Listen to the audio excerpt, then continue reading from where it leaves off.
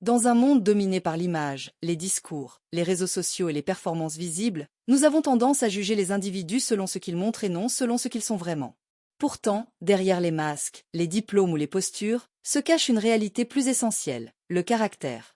Dans le 4e chapitre de Les lois de la nature humaine, Robert Greene propose une approche puissante pour lire la nature profonde des gens, observer leur comportement compulsif. Ce chapitre, intitulé Déterminer la force du caractère, la loi du comportement compulsif, nous met en garde contre les illusions produites par le charme, la rhétorique ou les bons antécédents. Greene affirme que les individus ne changent pas fondamentalement, ils rejouent sans cesse les mêmes scènes, répètent les mêmes erreurs. Leur comportement sous stress, dans la défaite ou dans le pouvoir révèle ce qu'ils sont vraiment. Cet exposé se propose de suivre les axes principaux du chapitre. D'abord définir ce qu'est le comportement compulsif et comment il révèle le caractère. Ensuite décrire les outils pour observer les signes du caractère. Puis de comprendre comment repérer et gérer les personnalités toxiques. Enfin de montrer comment chacun peut améliorer son propre caractère pour inspirer confiance et stabilité. Greene définit le comportement compulsif comme une tendance à répéter certains modèles de pensée et d'action, même lorsqu'ils se révèlent destructeurs. Cette compulsion s'enracine dans l'enfance, dans les blessures non traitées, les complexes, ou encore les conditionnements familiaux. Une personne abandonnée jeune cherchera sans cesse la validation. Un individu humilié deviendra hyper contrôlant. Ces réflexes deviennent des automatismes de comportement. Greene illustre cette loi par des figures historiques obsédées par un trait de caractère qu'elles ne parviennent pas à maîtriser. Le cas de Lyndon Johnson, président des États-Unis dans les années 1960, en est une démonstration saisissante. Homme politique redoutable, Johnson possédait une intelligence stratégique aiguë et une volonté de réformer profondément la société américaine, notamment par le biais de sa politique de la grande société. Cependant, derrière cette façade de leadership ambitieux se cachait une compulsion insatiable, celle de dominer, de contrôler et de s'imposer par tous les moyens. Il était connu pour ses méthodes brutales, sa manière de rabaisser ses collaborateurs et de centraliser toutes les décisions autour de lui. Même lorsqu'il aurait gagné à faire preuve d'écoute ou de souplesse, il retombait dans ses travers, manipuler, écraser, exiger une loyauté sans faille. Ce besoin de contrôle, profondément enraciné dans son caractère, finissait par saboter ses propres projets. Howard Hughes, figure emblématique de l'aviation, de l'ingénierie et du cinéma, illustre une autre forme de compulsion autodestructrice. Brillant et audacieux, il devint l'un des hommes les plus riches et influents de son époque. Mais plus sa fortune et son isolement augmentaient, plus ses troubles obsessionnels prenaient le dessus. Atteint d'un trouble anxieux sévère, il développa une peur maladive des microbes et s'enferma littéralement dans des chambres d'hôtel qu'il stérilisait selon des rituels stricts. Sa peur du monde extérieur, de la trahison, de l'imprévu le poussa à couper tout lien social. Sa fortune, loin de le libérer, amplifia ses compulsions jusqu'à le plonger dans une solitude délirante. Ces cas démontrent une vérité essentielle. L'intelligence, le pouvoir ou la célébrité ne suffisent pas à masquer les faiblesses de caractère. Si ces dernières ne sont pas reconnues et affrontées, elles prennent le dessus. Greene insiste sur ce point. Les tendances compulsives se renforcent avec le pouvoir, car elles ne rencontrent plus d'obstacles extérieurs. Sans contre-pouvoir, sans remise en question, les travers du caractère s'expriment de façon de plus en plus marquée. Ces récits historiques illustrent la portée universelle de la loi du comportement compulsif. Nos schémas profonds dictent nos choix, souvent à notre insu. Pour Greene, seule une conscience lucide de ces mécanismes permet d'éviter la répétition tragique des erreurs passées. Le passé comme indicateur fiable. Contrairement à une croyance très répandue, les diplômes, les promesses ou l'image publique ne prédisent pas la fiabilité d'une personne.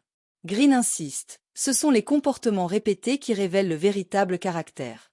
Une personne peut être brillante en surface, mais reproduire systématiquement des schémas autodestructeurs.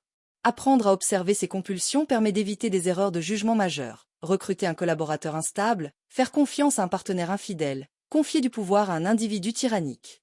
Pour Greene, le caractère d'un individu ne se révèle pas dans les mots, mais dans les actes, répétés et cohérents dans le temps.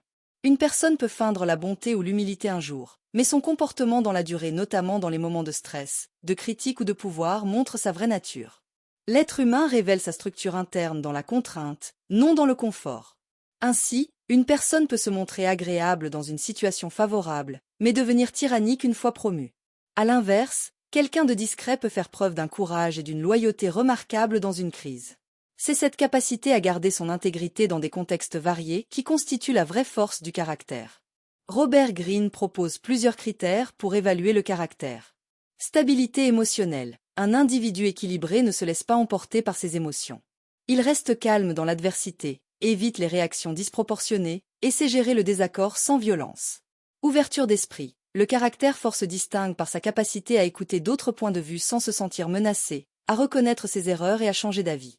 Maîtrise de soi. La discipline personnelle, la constance dans les efforts, la résilience face aux obstacles sont des signes évidents d'un caractère bien formé. Respect des engagements. La fidélité à la parole donnée, la rigueur dans les responsabilités et la constance dans les relations signalent une personne digne de confiance. Méthode pratique d'analyse comportementale. Green recommande des stratégies simples mais efficaces pour observer le caractère.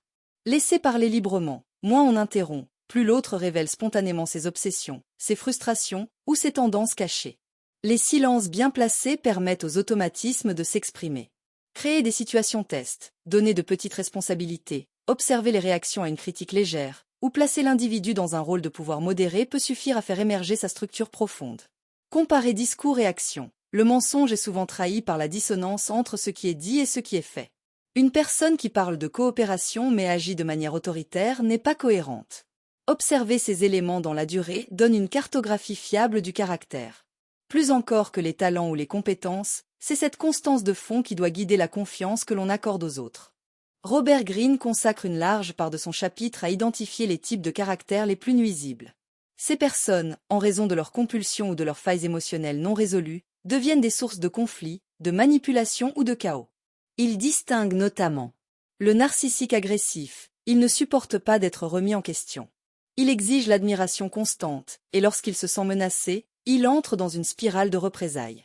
Il perçoit le monde comme un miroir de lui-même. Le manipulateur empathique. Il semble doux et compréhensif, mais utilise les émotions des autres pour contrôler ou susciter la culpabilité. Il détourne la compassion à son avantage. La victime chronique. Elle transforme toute difficulté en preuve qu'elle est persécutée.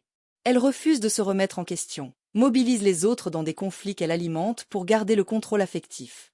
L'autoritaire masqué. Il se cache derrière une façade amicale, mais son comportement révèle un besoin de dominer, de contrôler les décisions et d'humilier subtilement ceux qui l'entourent. Greene insiste sur un principe, mieux vaut prévenir que guérir. Il ne s'agit pas de « soigner » ces individus, mais de les repérer tôt pour éviter qu'ils n'aient un impact dévastateur. Voici quelques stratégies. La mise à distance émotionnelle, éviter de se laisser entraîner dans leur drame. Ne pas répondre à la provocation, maintenir une posture neutre. La clarification des limites, poser des cadres précis, rappeler les règles, fixer des attentes claires sans agressivité. La discrétion stratégique. Dans certains cas, il faut éviter d'exposer ses faiblesses ou ses intentions à ses profils. La transparence peut être utilisée contre soi. Greene recommande une forme d'hygiène sociale, choisir avec soin les personnes à qui l'on donne son temps, sa confiance, son énergie. Cela s'applique autant à la sphère professionnelle, collaborateurs, supérieurs, clients, qu'à la sphère intime, amis, partenaires amoureux, membres de la famille. Le caractère fiable, prévisible, constant est une ressource rare mais précieuse.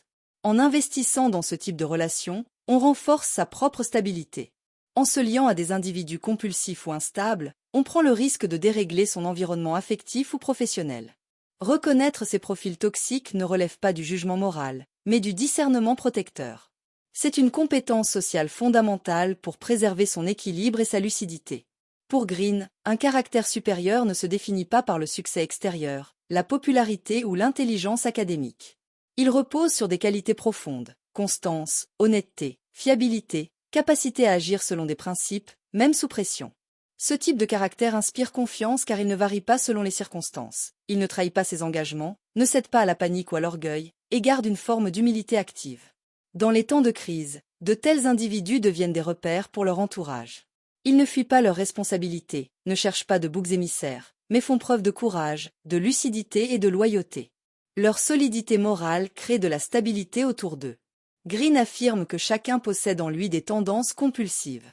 Plutôt que de les nier, il invite à les reconnaître, noter les situations récurrentes où l'on échoue, où l'on réagit mal, où l'on reproduit les mêmes erreurs. Ce travail d'introspection est le point de départ d'un changement véritable. Il faut également identifier les déclencheurs émotionnels. Peur du rejet, besoin de reconnaissance, colère mal digérée. En observant ces impulsions, on peut apprendre à les désamorcer et à agir selon une volonté réfléchie. Certaines qualités se cultivent comme des muscles. La patience, apprendre à attendre, à temporiser, à ne pas réagir dans l'instant. La résilience, tirer des leçons de ses échecs, transformer la douleur en force intérieure. L'humilité, accepter ses limites, écouter les autres, rester ouvert au doute. La constance, tenir ses engagements, même quand l'enthousiasme initial disparaît. Ces vertus ne sont pas spectaculaires, mais elles construisent un socle de solidité intérieure. Elles permettent de résister aux manipulations, de diriger sans dominer, et de construire des relations durables. Le caractère supérieur a une force d'entraînement. Sans imposer, il inspire. Sans séduire, il attire. En cultivant une stabilité émotionnelle, une transparence mesurée et une fidélité à ses valeurs, on devient un modèle implicite pour les autres. Green termine ce chapitre sur une note optimiste. Chacun peut par l'observation, l'effort et la volonté, dépasser ses compulsions. Ce travail patient permet non seulement d'améliorer ses relations, mais aussi de contribuer à une société plus stable et plus humaine. À travers ce 4e chapitre, Robert Greene nous offre une leçon fondamentale. Ce qui détermine la valeur d'une personne n'est pas ce qu'elle dit ou prétend être, mais ce qu'elle répète inconsciemment, jour après jour. Le comportement compulsif n'est pas une faiblesse honteuse, c'est un signal. Il révèle les blessures, les peurs, les habitudes enracinées qui façonnent le caractère. En apprenant à lire ces signes, nous développons une intelligence sociale bien plus fine que celle fondée sur l'apparence ou le statut. Observer le caractère, c'est donc un acte de lucidité et de protection. Cela nous permet de faire des choix plus éclairés dans nos relations, d'éviter les alliances destructrices, et de construire autour de nous un environnement sain, basé sur la confiance, la cohérence et la stabilité. Mais cette démarche ne s'arrête pas à l'observation des autres, elle nous invite aussi à nous examiner nous-mêmes. Quels sont nos automatismes? Nos compulsions cachées? En quoi réagissons-nous toujours de la même manière? En prenant conscience de ces schémas, nous avons le pouvoir de les transformer. C'est un travail exigeant, mais profondément libérateur. Ainsi, Robert Greene nous propose une philosophie à la fois pragmatique et exigeante. Mieux comprendre les autres, mieux nous comprendre nous-mêmes, pour mieux vivre ensemble. Le caractère, loin d'être une fatalité, devient un projet, celui d'une construction consciente, éthique et responsable de soi. Merci de m'avoir écouté. Si vous avez apprécié ce contenu, n'hésitez pas à le partager autour de vous et à nous faire part de vos réflexions dans les commentaires. À très bientôt!